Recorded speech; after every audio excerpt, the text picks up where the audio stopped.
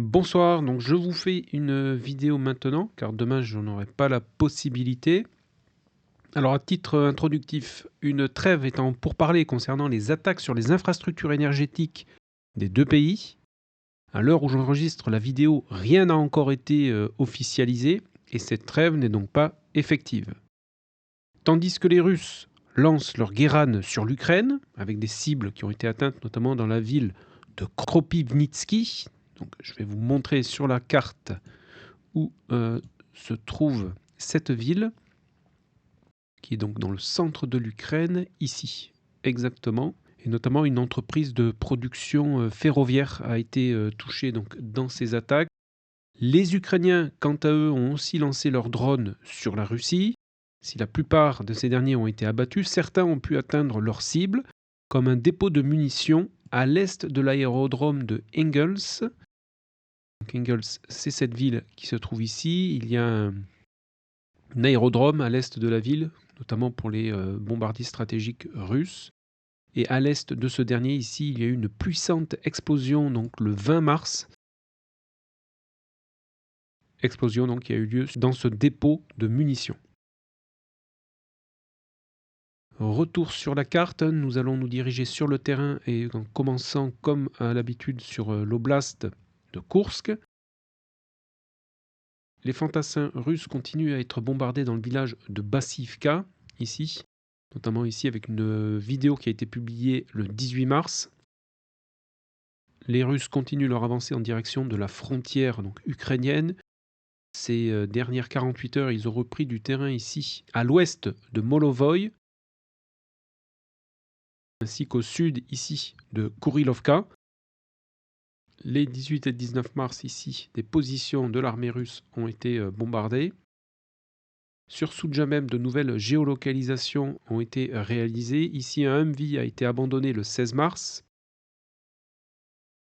À l'ouest de Soudja, ici, un M60 et un Novator qui ont été mis hors de combat. Alors ici sur la vidéo, on voit le M60, c'est un blindé donc du génie qui permet l'installation de pontons. Et juste à proximité, ici, c'est un Novator qui, lui, comme vous pouvez le voir, a été détruit. Plus à l'ouest encore ici, et plus précisément sur le village de Roubanchina, ici à l'ouest, une vidéo a été publiée ici, où on voit un VBL russe circuler sur cet axe. Et durant cette vidéo, plusieurs géolocalisations ont pu être réalisées avec du matériel ukrainien donc, qui a été ici détruit avec un Humvee, un BTR-3 et ici nous avons un M113 et un IMR-2. A noter qu'à mon niveau, je n'ai pas constaté d'encerclement des forces ukrainiennes à Soudja. Il y a effectivement eu des prisonniers, mais pas en grand nombre, comme on avait pu le constater sur Mariupol, par exemple, où c'était plusieurs centaines de soldats ukrainiens qui avaient été faits prisonniers. Ici, je n'ai pas vu ce genre de vidéo. Par contre, ce que j'ai constaté, c'est qu'il y a énormément de matériel de l'armée ukrainienne qui a été abandonné ou détruit dans la retraite. Donc voilà pour l'essentiel dans la région de Koursk, à Soumy, dans l'oblast limitrophe, mais en Ukraine ici.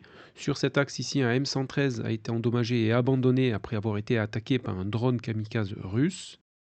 Ensuite, il y a 3 jours, les forces ukrainiennes ont lancé des incursions dans l'oblast de Belgorod. Donc je vais bien dézoomer pour vous montrer. Donc ici, nous avons l'oblast de Soumy, qui est en Ukraine. Donc au nord-est de Soumy, nous avons l'oblast de Koursk. Et à l'est de l'oblast de Soumy, ici, c'est l'oblast de Belgorod. Donc Belgorod, c'est la ville qui se trouve ici, et l'oblast porte le même nom. Le 18 mars, les Ukrainiens ont donc lancé plusieurs incursions en territoire russe dans l'oblast de Belgorod. Une incursion a eu lieu ici, exactement, à l'ouest du village de Prilésier, où une position de l'armée ukrainienne a été bombardée le 19 mars. Un petit peu plus au nord, les Ukrainiens se sont dirigés vers le village de Demidovka, qui se situe ici. Mais suivant les dernières géolocalisations et visuels, ils n'ont pas atteint le village. Par contre, des géolocalisations ont été réalisées ici. Un Vicent a été abandonné. C'est un blindé de conception allemande qui sert donc pour le génie, donc tout ce qui est déminage, mais également pour le dépannage. Le 18 mars, jour de l'attaque ici, un Bradley a été touché par un drone kamikaze, mais impossible de confirmer une éventuelle destruction avec cette vidéo. Et à la frontière ici, donc dans l'oblast de Soumy, plusieurs blindés ukrainiens ont été interceptés par des drones kamikazes avant de franchir la frontière. Ici, nous avons un Marder et un char ukrainien qui ont été abandonnés. Ici, nous avons un BMP-1 de l'armée ukrainienne qui a été détruit. Et ici, un UR-77. Donc ça, c'est un blindé qui sert au déminage pour nettoyer des champs de mines. On voit un câble en l'air et au bout de ce câble, il y a une charge explosive qui permet de faire détonner les mines à proximité. Donc ce blindé ici a été touché par un drone kamikaze ici le 19 mars.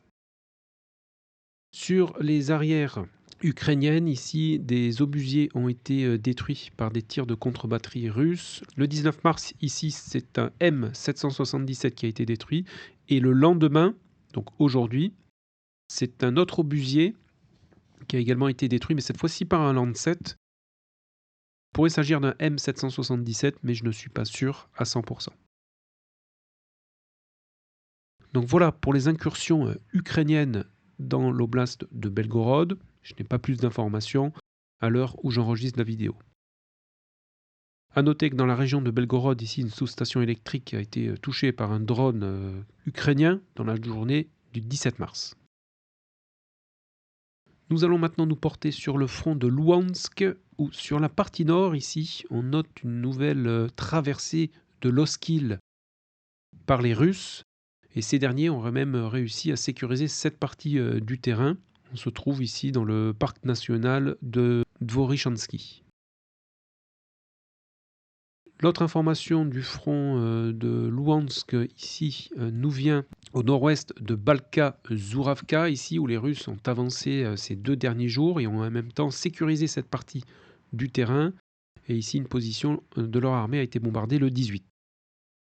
Au sud de Terny, ici, l'infanterie russe a été attaquée par des drones kamikazes ukrainiens le 17 mars. Au sud-est, plus précisément de Yampolivka. Et au sud de ce même village, ici, c'est un Pinzgauer qui a été endommagé et abandonné. C'est un camion tout-terrain de conception autrichienne, sauf erreur de ma part. Pas d'informations dans la région de Siversk. Alors par contre, dans la région de Bakhmut, ici, il y a eu plusieurs géolocalisations avec des destructions côté russe. Tout d'abord, un Hyacinthe, ici, c'est un canon automoteur, a été détruit par un drone kamikaze ukrainien le 18 mars. Ensuite, en se rapprochant de Chassifiar, ici, à l'ouest de Ivanivskié, ici, plusieurs BMD russes ont été détruits dans la journée du 19 mars. Ici, nous en avons 3.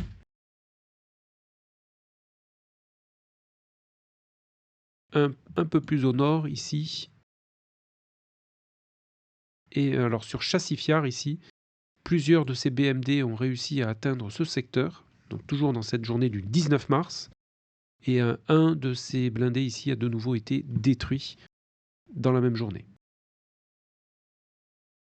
Dans le centre-ville de Chassifiar, ici, une position de l'armée ukrainienne a été bombardée. Vidéo qui a été publiée aujourd'hui. Nous arrivons maintenant dans la ville de Toretsk. On va commencer à l'est de cette dernière, ici, où les Russes ont lancé une attaque entre le 17 et le 18 mars. Attaque qui a été menée avec plusieurs blindés et de l'infanterie. Parmi ces blindés, 2 ont été géolocalisés. Ici, nous avons un BMP qui a été détruit le 17 mars. Et ici, un char a été abandonné le lendemain, le 18. Et au nord de Druzhba, ici, c'est une position de l'armée russe qui a été bombardée ici dans ce secteur le 18 mars, dans la zone grise. Ces attaques n'ont eu pour l'instant aucun effet sur la ligne de front. À Toretsk, sur le nord, alors pour la première fois ici, une position de l'armée russe a été bombardée dans la mine de charbon, dans la partie nord de cette dernière. Bombardement donc, qui a eu lieu le 19, hier. Et il y a 2 jours, ici, une position russe a été bombardée bien plus au nord de la ville de Toretsk. Sur la partie sud, ici, une position de l'armée ukrainienne a été attaquée le 18 par des drones kamikazes. Le quartier ici qui est toujours disputé. Donc pas de modification pour l'instant sur les zones de contrôle dans la ville de Toretsk. Nous arrivons maintenant sur le front de Donetsk, où alors dans la dernière vidéo il y avait eu des combats ici, dans cette bande forestière que l'on voit ici, et notamment un abri qui avait été ici, un abri ukrainien qui avait été détruit par les Russes, léger gain de terrain en faveur des Russes ici, donc au nord-ouest de Novobakhmutivka. À l'ouest de cette position ici, un BMP-2 et un BTR-80 ont été détruits dans la journée du 18 mars par des drones kamikazes. Nous arrivons maintenant sur le front de Pokrovsk, où le village de Shevchenko est toujours disputé. Soldats russes et ukrainiens ont été bombardés dans le village les 19 et 20 mars, donc hier et aujourd'hui. Donc village toujours disputé. À noter ici qu'un grade russe a été détruit par un drone, donc par une charge explosive lancée depuis un drone dans la journée d'hier. Pichanier et Kotlinier restent dans la zone grise également. Une position ici de l'armée russe a été bombardée le 18 mars. Et au nord-est de cette position ici, dans cette zone industrielle, c'est une frappe aérienne ukrainienne avec une JDAM qui a eu lieu dans la même journée. On continue le long de la ligne de front. Nous arrivons maintenant dans le secteur de Andriivka Konstantinopil. Konstantinopil qui était sous contrôle russe. Et il y a 3 jours, l'infanterie ukrainienne a contre-attaqué dans le village qui est maintenant disputé de nouveau. Dans ce village même ici, alors plusieurs positions de l'armée ukrainienne ont été soit bombardées, soit attaquées par des drones kamikazes. Et au nord du village, ici, les Russes sont toujours présents, puisqu'une de leurs positions a été bombardée hier. Et cette avancée ici leur a permis de sécuriser cette partie du terrain à l'ouest de Konstantinopil. Un petit peu plus au nord, ici, à l'ouest de Andriivka, il y a eu une attaque avec plusieurs blindés ukrainiens le 18 mars, et ce qui a eu ici pour conséquence d'agrandir la zone grise ici, au détriment de la zone contrôlée par les Russes. Au sud-ouest de Konstantinopil, ici, une position de l'armée russe a été bombardée le 18 mars. Et le village de Rozliv, ici, a été bombardé avec des TOS, donc bombardé par les Russes, dans la journée d'hier. Pas de modification dans le secteur de Velika Novosilka. Par contre, ici, dans la zone grise, une position de l'armée russe a été bombardée hier, donc au sud-ouest de Privilnier. Et en direction du village de Novosilka, qui reste dans la zone grise, ici les Russes ont perdu 2 MTLB dans la journée du 18 mars. Nous arrivons maintenant sur le front de Zaporizhia. On va directement se rendre là où il y a eu des modifications, et notamment entre les villages de Stepovier et de Mali-Sherbaki. Entre ces deux villages, ici, on note une avancée des Russes qui ont réussi à sécuriser cette partie du terrain. Et à l'ouest du village de Stepovier, on note une présence de l'infanterie russe qui a été bombardée ici les 17 et 18 mars. Mais pour l'instant, les villages de Stepovier et de Mali-Sherbaki restent dans la zone grise.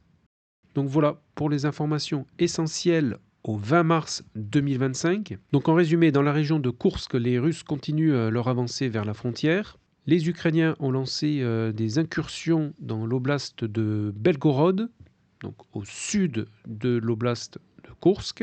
Et on note également quelques gains de terrain au profit des Russes sur le front de Louhansk et de Donetsk. Et quant aux Ukrainiens, ils ont contre-attaqué dans le village de Konstantinopil, donc à l'ouest de Kourakovier, sur le front de Donetsk. Voilà, eh bien écoutez, je vous souhaite une excellente soirée, prenez bien soin de vous, et à très bientôt dans une prochaine vidéo.